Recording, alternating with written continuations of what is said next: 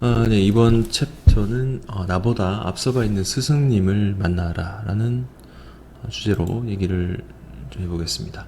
인생을 살아오면서 본인이 가지고 있는 철학은 진심으로 원하는 인생을 살자, 그리고 나보다 좀 앞선 사람에게 배우자, 뭔가를 배우자, 이런 철학을 갖고 있는데, 이게 바로 저희 뭐 인생의 모토였고, 그래서 저보다 좀 먼저 가 있는 사람에게 무언가를 배우는 것 자체가 정말 저는 흥미롭고 두근거리면서 좀 보람된 거라고 볼 수 있죠. 그래서 학창 시절에 이제 학교, 뭐 학원에서는 이제 선생님들을 이제 만나게 되는데, 이게 스승님이죠. 이를 토대로 그 다음 단계로 도약하는 계기가 되는데, 뭐 대학 시절도 여러 교수님, 뭐 그리고 은사님들을 토대로 더 나아가는 발판을 만들어내는 기틀이죠. 저도 이제 병원 트레이닝이나 정형외과에서 수련 받으면서도 여러 스승님을 만나게 됐죠. 그래서 스승을 만나는 길, 그 자체는 제가 볼 땐 한 세 가지로 요약을 해볼 수 있는 것 같아요. 그래서 첫 번째가 직접 스승을 찾아가서 기술을 전수받는 거, 그리고 둘째가 강의나 교육을 통해서 그들의 지식을 전수받는 방법, 그리고 책을 통해서 술기나 지혜를 이제 습득하는 방법, 이렇게 나뉜데, 가장 확실한 거는 스승님을 직접 찾아가는 거죠.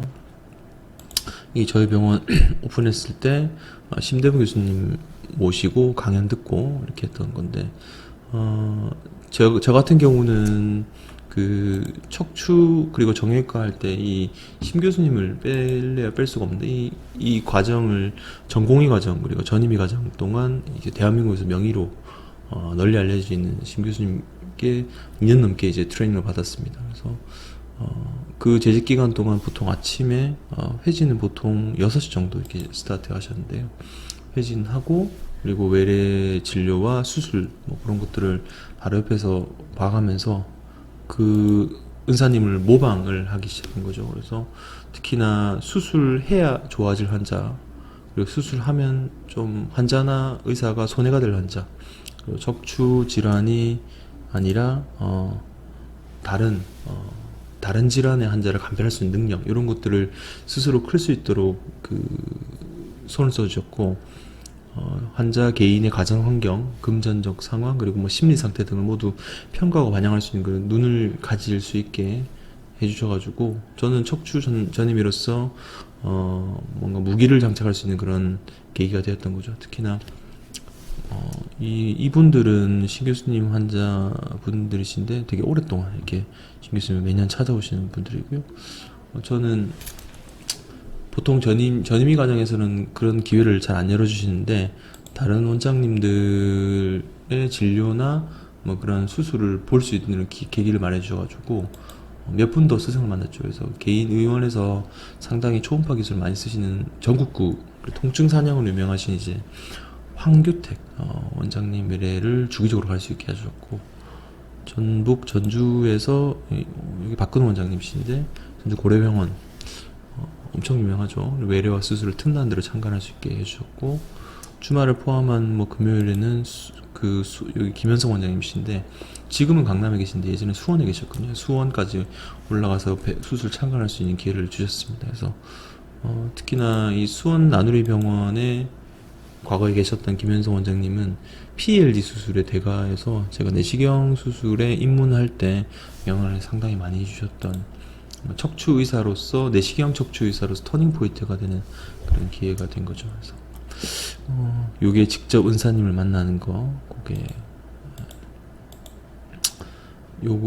이게 카데바 실습인데, 두 번째로 언급하는 게 강의나 교육을 듣는 것이 이제 스스로 만나는 방법입니다. 그래서 저는 뭐 신 교수님 통해서 매일 좋은 강의를 듣고 수술 결정하는 과정도 배우고, 이후 외래에서 환자 관리하는 그런 연습도 매일매일 했기 때문에 뭐 따로 언급할 필요는 없을 것 같고요. 대신 이 술기 같은 경우 제가 부족한 것 같은 경우 카데바 실습, 그리고 이게 척추 모형 실제 시체로 수술하는 그런 실습이죠. 카데바 실습 통해서 미세침삭해서 올인하게 되면서 이 강의 자료를 모두 수입하고 강의를 실전에 적용하기 위한 훈련을 했고, 그리고 의료라는 분야가 뭐 주식 부동산처럼 일반인에게 모두 공유되기가 힘들기 때문에 자료가 좀 약간 부족하긴 한데 그래도 여기 뷰메디라는 사이트죠. 그래서 뷰메디나 그 유튜브에서도 많이는 없지만 그래도 척추 수술하는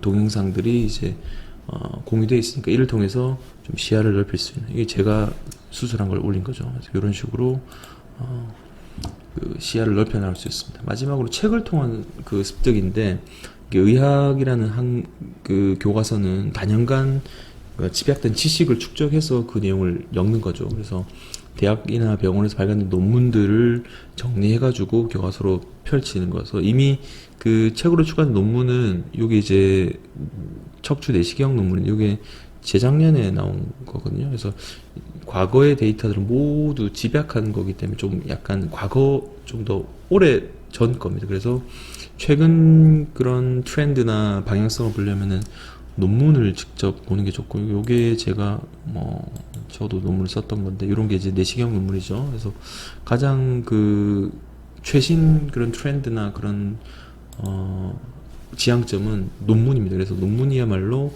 후배 의사들 그리고 동료 의사들에게 전할 수 있는 최고의 교육제라고 볼 수 있죠. 그런 것들을 같이 습득하면서 책과 문헌을 통해서 내시경을 이제 배우게 된 거죠.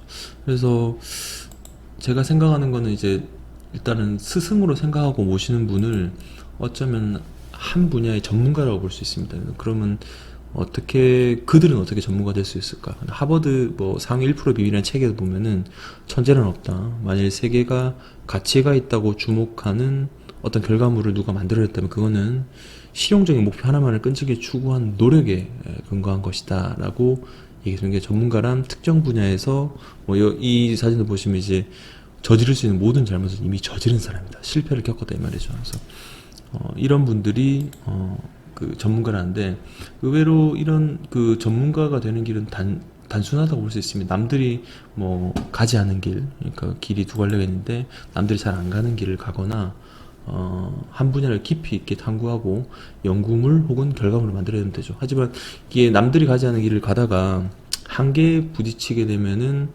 본인 스스로 한계점을 정해, 난 안 돼. 그래서 멈출 수 있죠. 근데 실질적으로 이런 순간이 오게 된다면은 발전이 없게 됩니다. 그래서 이전에 문구에서 언급했듯 재능이나 천재적 능력이라는 건 타고나는 게 아니고 오랫동안 지속하고 깊게 고민하느냐에 달린 문제라고 볼 수 있죠. 그래서 이런 전문가, 여기 이 하버드 1%의 비밀에도 보면은 신호를 차단하고 깊이 몰입하라. 이게 무슨 말이냐? 부정적인 신호를 차단해야 되는 거죠.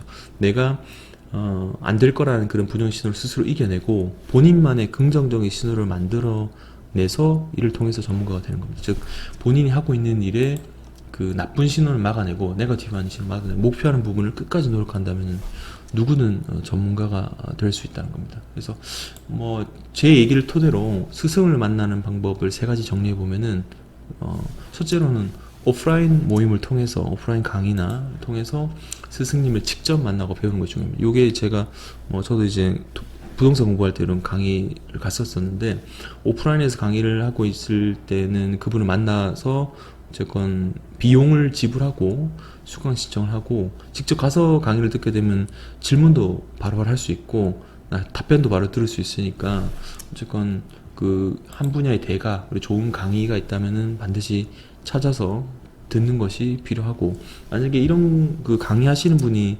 아니라고 한다면은 일터로 좀 찾아가거나 이메일이나 전화를 통해서 스승님이 될 만한 분을 만나기 위해서 이제 노력을 해야 되죠. 그래서 책 저자를 만날 때도 이메일 아니면 출판사 쪽 연락해가지고 진심 담은 편지를 쓴다면은 그 스승님과의 만남을 이룰 수 있을 거고, 그 다음 제일 좋은 게 지인분이 있다면 가장 빨리 만날 수 있게, 내 아는 동생이다 그러면 바로 이렇게 만날 수 있는 그런 기회가 되는 거죠.